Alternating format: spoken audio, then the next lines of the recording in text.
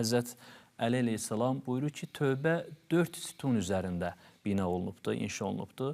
Təbii ki, bunun başlanğıcında dayanan peşmançılıqdır. Bəzən də görürük ki, insan nəyə tövbə edirsə, Nur müəllim, çox maraqlıdır, o əməllə tez-tez qarşılaşır. Allah ondan imtihan eləyir. Bəzən o tövbə edən insanın iradəsini və əzmini yoxlayır. Görək hələ bu insan o günah qarşısında tövbə edib, halı və davranışı necə olacaq? İkinci şərti, Nur müəllim, dil ilə ifadə eləməkdir. Biz qəlbən peşman olmuşuq, ruhən peşman olmuşuq. İkinci olaraq dillə o peşmançılığımızı ifadə etməliyik. Allah bəzən bəndəsinin, xüsusən tövbə edən bəndəsinin səsini eşitmək istəyir. Allahım, xəta etdim, Allahım, səhv etdim, Allahım, bağışla deyə dua etməsini istəyir ki, biz Peyğəmbərimizin həyatına baxdığımız zaman görürük ki, aləmlərə rəhmət olaraq göndərilmiş Peyğəmbərimiz buyurur ki, mən gün ərzində 70-dən çox istiğfar edərdim. Elə günahlar var ki, bəzən insanın nemətinin qarşısını azaldır, nemətin bərəkətini alır.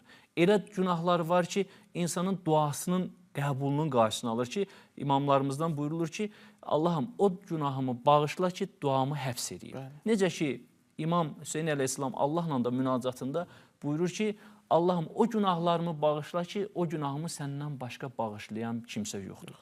Üçüncü şərti, Nur müəllim, bədən ilə peşmançılıq, tövbədir ki, çünki insan o günahı edirsə, xüsusi bir, belə deyək, bədən də güc tapıb o günahı edir. Necə ki, deyir, o günahla bədənini çirkləndirmişdin, indi də nəfsini məcbur edərək itayətə məcbur elə. Və dördüncü şərti, ən önəmli şərtlərdən də biri, bir daha o günaha qayıtmamaq şərti ilə. Necə ki, Uca Allah Quran-ı Kərimdə buyurur Təhrim surəsində, Bismillahirrahmanirrahim, Yə əyyuhəl-ləzīnə əmənu tubu iləllahi təvbətən nəsuhə.